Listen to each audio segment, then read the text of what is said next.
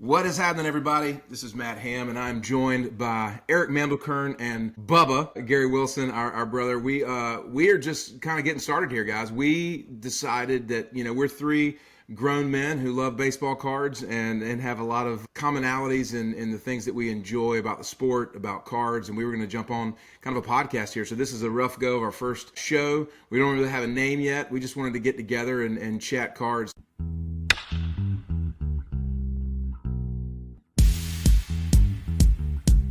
So, gentlemen, good morning. Good morning. What are we diving into today? Let's go through, let's start off and maybe go one by one and just tell everybody who we are and kind of how we got connected, and then we'll dive into more hobby stuff. Bubba, why don't you take it off? All right, yeah. So just we go with Bubba. Everybody's probably like, who is Bubba? Gary Wilson is the name most people know me in the hobby. Baseball Bro Sports Cards is my Instagram handle. Been in sports cards, back in sports cards, I guess, the last 3 years. Was in it as a kid. I was an athlete most of my life. I started a business at 18 years old while I was in college, and have since built that business and sold that business. Now it has over 2,000 employees in it. Over the last 20 years, 38 years old. I have 4 children, 3 boys and a little baby girl. We live in Atlanta, Georgia, and got into sports cards again because of my kids. My boys are all active in sports. They love cards. We got into it, and it started off as kind of a hobby, and truly now it's become more of a passion, but also turned it into a business. And so I'm hoping to be able to bring that to this show, is things that not only I've seen in my business life, family life, but in the card world, and a huge baseball fan, sports fan all the way around. Atlanta Braves, right? Oh, yeah, definitely not a Mets fan. Definitely not a Mets fan. Which brings you to the lowly Mets fan over here, Eric Mandelkern. Also, Kern's Cards on Instagram. 40 years old, just turned the big 40. I'm from New York, live in Manhattan, 3 kids. I've always loved sports cards. Been into it since I've been collecting since I was 7. But like mostly everybody else, grew out of it for a bit and got back into it a year and a half ago. I love collecting baseball cards, specifically Bowman, Topps Chrome, and anything baseball. I'm a huge Mets fan, Knicks fan, and Jets fan. So I will bring the pessimistic side of my sports life to the show. But I'll try to keep it as positive as possible. Man, it's great. Guys, so Matt Ham here, and I am Big Matt of Ham House Sports. Me and little Matt, my son, started Ham House Sports about 2 years ago. Like these guys, I was in cards when I was a kid, stuffed them in my parents' closet, junk wax, 80s, 90s, worth nothing. And Matthew comes to me, my son, one day and says, "Dad, I think the sports card thing would be something we could do." And I was like, "That's stupid." And here we are a couple years later, and it's just been a revolutionary for our family and for mine and his relationship and for relationships like with these guys. It's wild. I was thinking back to this, guys, about when we first met, in the hobby, and, have gotten to connect in person at the National and so forth. And we consider you guys friends now, it's like we're texting each other and, we're just buddies. And, so when you reached out to me the other day and asked would I want to be a part of this, I'm like, dude, I would be honored. More than just talking the hobby and stuff. It's like I get to hang out with friends and, talk about something we're passionate about. And like you said, Bubba, bring something to the table that we get to collectively do and hopefully add value to people. But I like these guys. I'm 43. I'm the CEO of an insurance agency here in my hometown of Wilmington, North Carolina. Have background in sales. We've got 5 kids. So, guys, between the 3 of us, we are populating the next generation. We got a lot. I never thought I'd be the one with. I have 3 kids. I never thought I'd be the one with the least amount of kids here. Jesus. But yeah, 5 kids, and like I said, in sales, and do Ham House Sports with little Matt, my son, and it's morphed and changed over the time, but baseball is probably our biggest thing for the 3 of us. That's what we share just a love for. We're in North Carolina at the coast, so we don't really have a professional sports team. The Panthers don't count, and so we're just kind of, we're surrogate fans of pretty much the latest hype guy in sports. I'm an old soul. I'm a Cal Ripken Jr. guy from when I was a kid. So I like the old stuff personally, and I get picked on for that, but that's okay. No, I actually like, I'm with you, and like, not as old as Cal Ripken, but I started collecting Frank Thomas when I was younger, and that's what got me into Big sports cards. Hurt. Like I had over 2,000 Big Hurt cards, like inserts, everything up the wazoo. That's what I fell in love with them. Both of you guys kind of hitting on what you said earlier. Matt specifically in Ham House, what you guys have changed me since I got in the hobby. I mean, that's really what I think a lot of the show's about. I mean, on a regular basis, Matt or Eric and us, we'll have conversations. I mean, we'll pick up the phone and Eric and I were talking just the other day and it's like, we're already having these conversations. We're talking Yeah, about how do we do the hobby better? How do we learn to do it even better than we've done it in the past? Take these business principles that we've put in business and take it into cards. I can tell you guys, over the last 3 years, I've made a lot of mistakes in cards. And who I was 6 months ago in cards is not who I am today. Who I right. was 3 years ago, I mean, buying sticker autos, when you get into this thing, and there's so much to learn and so much to unpack. That's what's exciting about this thing. I mean, I love challenges, and this space brings a lot of challenges. It brings a lot of unprofessional people in some phases. It brings a lot of professional people in other phases. And so it's really a interesting animal to unpack. And I think that's where this show is going to be really incredibly fruitful for people to watch because we're just going to come to this show and bring it like we're having a call, every Exactly. week and talk about what's going on in our lives, what's going on in business, and how do we apply that to cards and what's happening out there. And maybe we have an interesting take that somebody can take and put into their hobby business. Yeah, I think that's dead on. I tell Matthew all the time, it's funny, you have an intuition, or I would assume, have an intuition in business where you just know things and you've been around people and you've been through deals and you just have this intuition about people, about certain types of things. And you've got to keep your guard up, man, because, this specific industry and hobby, like it will eat you alive if you don't know what you're Yes. doing. Because Yeah. there's a lot, unfortunately, there's a lot of, and I hate to use the word sharks, but like that, it's just they're there to capitalize on emotion. They're there to capitalize on greed and all of the things that go into fighting over it, and like that in the long term devalues what we love to do. And I was just talking with a buddy of ours from Alt the other day, and he was just like, man, I got into this because I was passionate about it, but when you get behind the scenes, there's so much that just wants to bring you this weight, right? Yeah. And so I think, Gary, what you just said is that we will absolutely add some value that's unique to hopefully, like a rising tide lifts all boats. Yeah, absolutely. It can be dirty. It can be dirty, but it makes me appreciate these relationships. Absolutely. It's a dopamine hit. I don't know. Y'all are both married as well. I mean, I'm married to a woman who's phenomenal mother, but these women are addicted to Amazon. I mean, they might as well put a distribution center in my front yard. I mean, Amen. seriously. And I mean, that's what cards is to me. I mean, it is, and I've had to learn over the last 3 years how to control that dopamine hit. It's Yeah. literally no different than You are eating a so piece of spot cake. on. I mean, you have to be able to control it. You Yeah. have to. Well, you have to have, and to that point, you've got to have some type of strategy. You have to have some type of plan. You got to have some type of vision. You have to have some type of direction. Otherwise, Yep. it's just impulsive. Yep. And unfortunately, the impulse is what drives a lot of the hobby. And then there's people that capitalize on that impulse. Yep.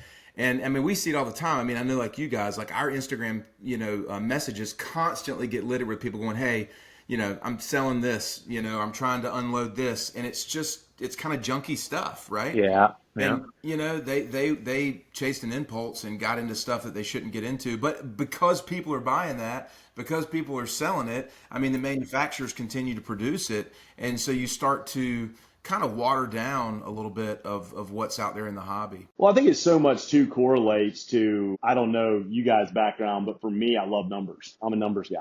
And so when you can take that correlate, it feels like the stock market, right? Because you've got players and where's their stock at? Is it rising? Is it falling? Can you buy low? Can you sell high? And to me, I think that's what fuels it too. It keeps your brain just constantly working in those numbers and, all the different opportunities that it brings. And to me, that's what's special about the hobby. I mean, that's why I love it, honestly, because it's just the numbers aspect of it to be able to say, I'm buying with a margin of safety. I'm going to sell it here. And that's where the code, I think, as the years have gone along. And honestly, Matt, you've helped me a lot with that. A year and a half ago, I was in a really, really bad spot in the hobby because when I entered, it was right after the COVID boom, and I entered the space like at a horrible time, went from sticker autos to Bowman first, and was like, this is where I want to be. And I mean, I got my ass handed to me. There's no other way to say it. I mean, because when I went to do this, the whole play was, I'd sold a business and I had a huge tax burden coming my way. And my plan was, I'm going to create a business that's going to have all this inventory, and I'm going to be able to make these said profits, have expenses, have said profits, and then help my tax burden. Well, instead, just went ahead and lost a couple $1,000,000 right off the bat. So, so from the show's perspective, I've seen how to lose it, and now on the flip side, 3 years later, seen how to make it. And so that's what's just really been interesting. And Eric, you bring a whole different thing to the show. I mean, your strategy and our strategies are kind of starting to align now on how you see it and how I see it. And so it's going to be fun, guys. This is going to be a really fun thing just to do every week. Again, if nothing else, just enjoying to talk about the hobby and what's happening in sports and in our life. Absolutely. So, Kern, talk a little bit. Just watching from a distance. It's funny. Matthew last night, he goes, "Dad, the first time I met Kern?" And I said, "No." He said, "I was watching a stream of, I can't think of the guy's name, and you'd done submissions through him." And he's like, "This guy Kern." Sean, yeah, he's like, "Hey, Kern popped another, Jet Williams blue. Kern popped another Jet Williams blue." And at the time, we were like really chasing Jet Williams, and he was like, and of course, Matthew was like not shy, and he's like, "Hey, man, what do you want on the Jet Williams blue?" And so it was funny because that was like a little over a year ago. It was like right after in the hobby, and it's interesting. Like you've gone from buying Jet Williams blues to now you're like on Topps page showing off your super. So it's like, and Gary, what you just said was so invaluable. And forgive me, I'm gonna have to get used to calling you Bubba. I promise you, I'm gonna make it happen. No, it's fine. It's in my brain. We're gonna get there. But it's funny, like you said, you got in and things have changed so much. And I think bringing that to the table for people is going to be super helpful because we've all done this. But Kern, I was going to tell you, just ask you, what would you say has been the biggest transformation for you in the hobby over the past, year? I mean, the transformation for me is really just, there's always a transformation. It's a constant transformation of learning and correcting your own mistakes, right? Like Bubba, you said that, you made plenty of mistakes when you came in the hobby, you learn from them, right? And that's how you get better at what you're trying to do and what you're trying to accomplish. But, you know, without getting into specifics of what I've actually learned or what mistakes I've made from the Bowman in the Bowman world and collecting, in the Bowman baseball world, I assume we'll probably save that for another episode, but it's just learning the hobby, like I'm the newest one here probably in the hobby. Like I really kind of got back into it a year and a half ago. And when I got back into it, my biggest mistake was not knowing what I liked and what I wanted to collect and what my goal was. Right. And so I just, you know, I don't think I've told anybody this. Maybe I have, but maybe I told one of you guys, but if anybody, but the first card that I purchased, I went on to Golden and because I saw the Netflix show, right? And I was like, what is Golden? And I go on to golden.com and I see an Anthony Volpe card, and I'm here in New York and I'm a Mets fan, but there was a lot of hype around Anthony Volpe. And I see this card and I see like a 10 on the slab and I see it's, numbered out of 25. And I'm like, this is a great card. And I start bidding on it. And keep in mind, I don't own a card at this time. And I ultimately win the card for $3,900. I'm like, all right, I'm going to have my first card in my collection. Card comes and I ask a friend, I was like, hey, not ask, I showed him, like, look what I got, And he's like, I have a card friend that, is really into this stuff. Like, let me see what he thinks. And his card friend gets back. He's like, dude, what is he doing? Like, what did he pay for this? It's like $3,900. He's like, what the hell is he doing? It was a Bowman Sterling rookie numbered out of 25 on card auto that was in an authentic slab with a 10 auto. And I paid $3,900 for it. I sold that card on eBay months later at $300. And then I started to break. But I was doing repack breaks. I was going on backyard breaks and I was just doing repacks and I was I had all sorts of football coming in and basketball and baseball. And I had no idea what I was doing. And I was spending, thousands of dollars on stuff. And somebody gave me some advice that said, if you wouldn't buy the card, sell it. Like if you wouldn't buy the card, and sell it. Like, cause I didn't know what I was buying in repacks, And so I started selling everything off and I started thinking, I'm like, I love baseball. I always have loved baseball. I'm a huge Mets fan. I've always followed the Mets farm system. I've always had an intrigue in watching these players develop from when they're 17 years old and signed as an international prospect all the way up to the major leagues. So I started buying Jet Williams because I had my eye on Jet Williams, and you know that's how I kind of got into Jet Williams, and also in the Bowman world, spreading the love for watching these guys develop into in the Mets and into the other organizations. But I made some mistakes, man. Well, it's I funny how still you do. mentioned it's funny how you mentioned Golden. I vividly remember this. The first time I logged into Golden to actually buy something, I was scared shitless. I felt like I was buying from the mafia. You getting on Yeah. there and it's like, oh my gosh, Golden, these big cards, and they make you feel like this This bid cannot application. be revoked.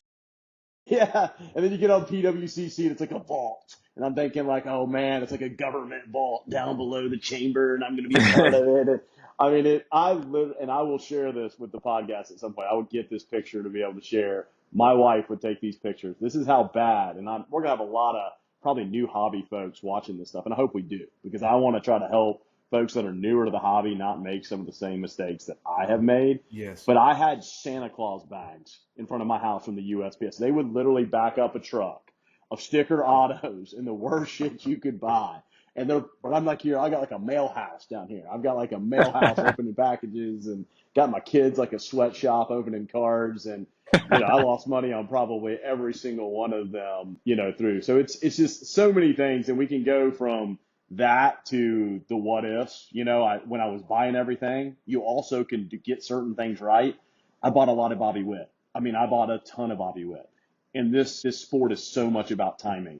I sold Bobby Witt 4 months too early. I could have 5, 6x all the shitty Bobby Witt that I bought. Except I was buying, but it didn't matter what Bobby Witt card it was at that time last year because everybody wanted Bobby Witt. And so that's going to be something too to talk about is how much this thing, you can take somebody's, junk like Corbin Carroll right now in people's mind might be really down.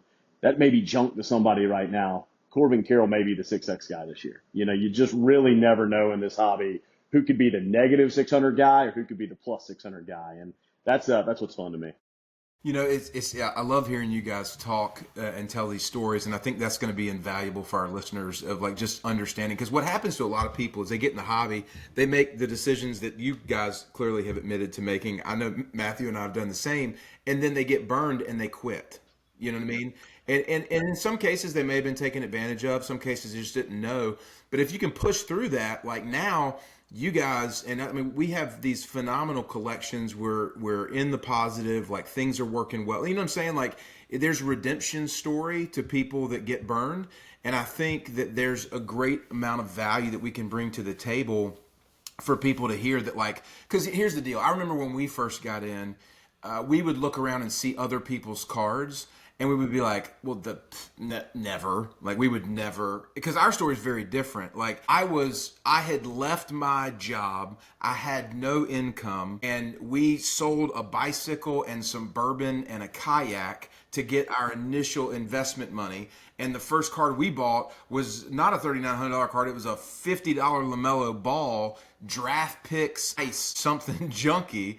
And we bought it for like 50 and sold it for like 52, and then it quickly kind of transformed. But I think that the point is that whether you're somebody who's coming in with very little capital or somebody's coming in with a lot of capital, somebody that it's for everybody. Like that's what's beautiful about this hobby. It's for everybody because our stories are very different, you know what I mean? But yet there's great value in each dynamic. And so being able to bring that to the table for people so they don't make those mistakes is absolutely huge. But Gary, I love what you said about timing. And what's so interesting to me, and this is something I think I've shared with both of you guys, I have become more inclined to move things quickly than in years previous. I've noticed that.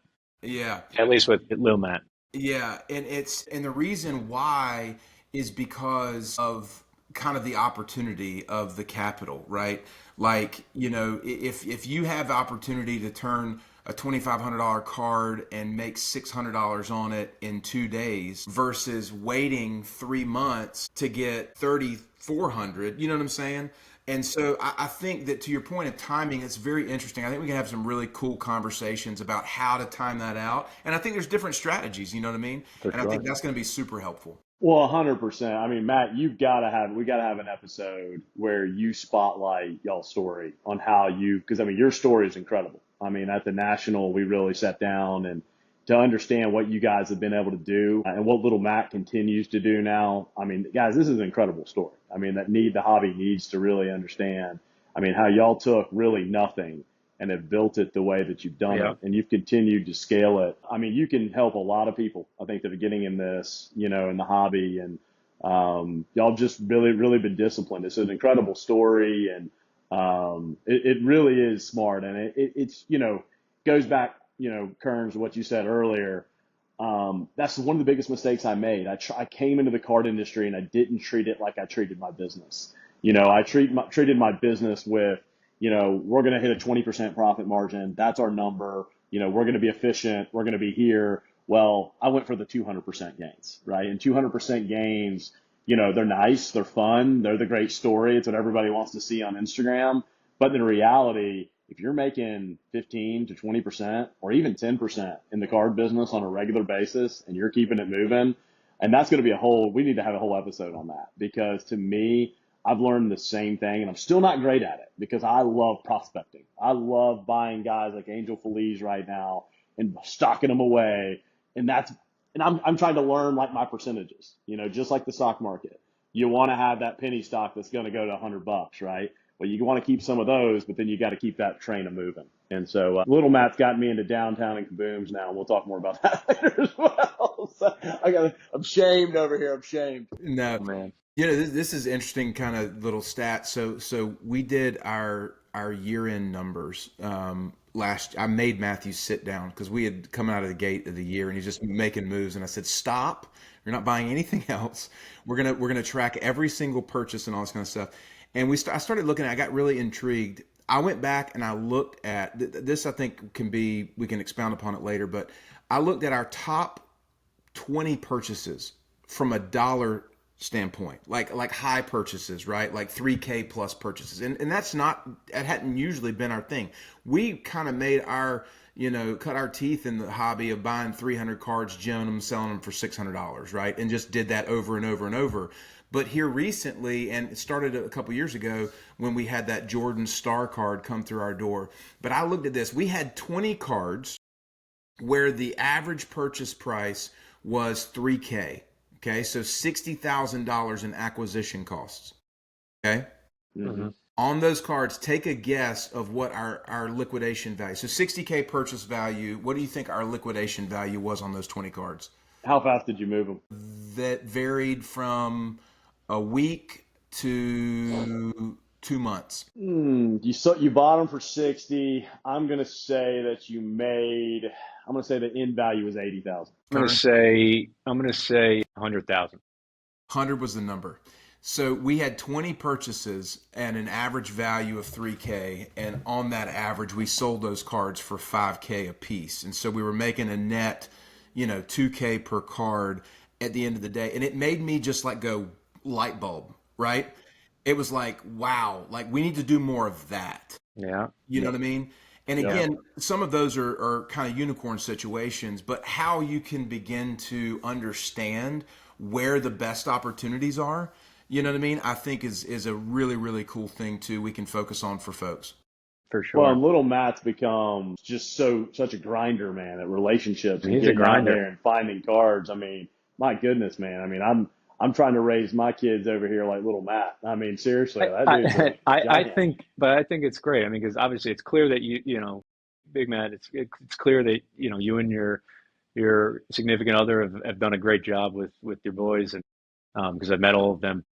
Yeah, he's a grinder, man. I've seen him at shows, and he's just nonstop. He's got that energy, he's got that fire, and it's great for the hobby, and it's great for you guys within the hobby. But it's also good for he's young. It's good for him in life to learn what it is like to be competitive and what it's like to make a deal and make deals and negotiate. And so I think it's awesome that he's doing it and involved with his father in the hobby. But I think it's also great life experience for him. too, that is going to be able to apply to the real world. I tell everybody he's a Ferrari and I'm the driver. And it's like, how do we want to go 250 down the interstate or do we want to throttle it back? If you guys only knew how many times I'm told. You're also the policeman. Yes, all the above. It's because I constantly get told, hey, you're holding me down. You're holding me back. How out of curiosity, what percentage is Ham House now selling on Instagram or privately to on eBay? 90. 90 privately? 90 privately. What about you? I'd say 95% privately. Okay. And I'm probably 5% privately. So that's going to be an interesting topic as well to share as time goes along, like the different systems and the way we've gone with that. Mine's become a little more like warehouse cookie cutter, like here it is, and the way I'm operating compared. So it's going to be interesting to kind of talk about that as well. It is going to be interesting. And another topic of conversation that'll be interesting, kind of going along with that, is that I wanted to bring up is what my real answer should have been is like, I don't sell. And I rarely sell, and no, but it's a problem, right? Like it's not because I can't sell my cards, but I get, I think the topic of becoming too attached for your cards could be helpful for people because I become attached to my cards, and what I'm collecting and what we're collecting, you can't get too attached, right? Like there's certain cards that, like look, my goal might be a little different than your guys' goal in that I got into this hobby and I'm not speaking for you guys, but so correct me if I'm wrong, but like I got into this hobby just because I love cards and I love looking at my cards. Like I won't keep my cards in a vault because I want to see them every day when I come to the office. Like I have 3 of these up on the wall and I have a safe that's bolted to the ground and I open it every day and I look and see what I have, not because I'm looking to see what I can move, right? But I'm looking at I'm thinking about the story behind how I acquired it, like right when this card was hit, right, and like the chase of getting it, and like I look at my Francisco Lindor Super, and I'm like, I'm a huge Mets fan. Like he was the the moment of the Steve Cohen era, right? Like, and it brings happiness to me. But that being said, like I get attached to those things. Like, should I have sold that card in October? Probably, right? I didn't. It's hard to let go. So I think I could use your guys' help with that. Well, Because, that talks about what you collect, though. Again, you've chose to go to really high end superfractors that definitely are going to bring more of that attachment because it's a 101, it's a grail. I mean, it's a different type of situation. It's hard to let those go, because when you pick up that 101, you're believing where it's going and what the story is going to be, and so. I do think that I'm probably, again, the opposite. And I think that's going to bring flair to the show is that we're all different. I have zero attachment. Outside of, I get attached to names. I love Spencer Jones. I think, Matt, you know that. Eric, Spencer Jones, dude's like 7'10", 500 pounds and hits bombs and he has speed, right? I love him. Well, I get attached to players and where they're going to go at times. Not the cards themselves, but the players. So I think that's going to be an interesting topic to talk about as well. Yeah. It's funny. It's funny you guys brought that up because, little Matt and I argue all the time about the things that I value, right? So like about 6-8 months ago, started going after the 90s low population insert cards of both Michael Jordan and Cal Ripken Jr. And it's an entirely different approach. And at the same time, those are the ones that I get attached to. You know what I mean? And like, but then I'm sitting here going like, this is a $400 card.